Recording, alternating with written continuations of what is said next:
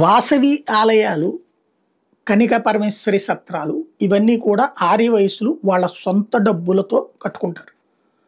వాళ్ళే డెవలప్ చేసుకుంటారు. వాటిట్లో పెట్టుబడులే పెట్టుకుంటారా, కష్టమే పెడతారా, నష్టమే పడతారా వాళ్ళే చూసుకుంటారు. ఆ గుళ్ళల్లో ఇప్పుడు రాజకీయం జోక్యం చేసుకుంది. తెనాల్లో జరిగింది అదే. 20 సంవత్సరాల నుంచి ఒక వ్యక్తి అంతకుముందు ఒక నార్మల్ గుడిగా ఉన్నటువంటి దాన్ని ఒక వ్యక్తికి అప్పజెప్పారు. అందరూ ఆర్య వయస్సులు కలిపి వేణు అనేటటువంటి వ్యక్తికి 20 ఏళ్ళ నుంచి దాన్ని అది మెయిన్ సెంటర్లో ఉంటుంది తెనాల్లో. ఇవాళ అది ₹1,00,00,000 సంపాదించే స్థితికి వచ్చింది. కాబట్టి ఇప్పుడు దాని మీదన ఆధిపత్యం కావాల్సి వచ్చింది, రాజకీయ ఆధిపత్యం.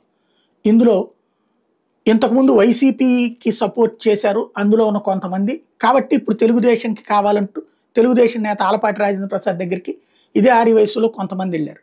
ఆయన పేరు చెప్పి దందా చేసి అక్కడ వీళ్ళకి వీళ్ళే ఓ కార్యవర్గ సమావేశం ఏర్పాటు చేసుకుని వీళ్ళకి వీళ్ళే ఒక కమిటీ వేసేసుకుని చివరికి ఆఫీస్ తాళాలు పగలగొట్టి స్వాధీనం చేసుకున్నారు.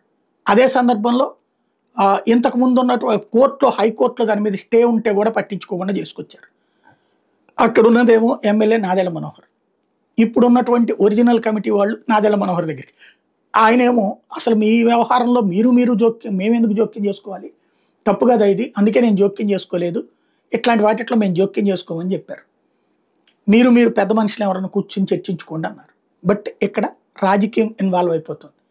దౌర్జన్యం, రౌడీయిజాలు అన్నటువంటిది చివరికి సొంత కులపు నాశనానికి లేదా సొంత కులపు ఆస్తుల ధ్వంసానికి, సొంత కులపుకి సంబంధించినటువంటి ఆలయాలలోకి రాజకీయ జోక్యాన్ని, వేరే వాళ్ళ జోక్యాన్ని ఎందుకు తెచ్చుకుంటున్నారో ఒక్కసారి ఆలోచించుకోవాలి. ఆ మధ్య నెల్లూరులో జరిగినాయి, ఇప్పుడు ఇక్కడ జరిగిన సంఘటనలు చూస్తుంటే.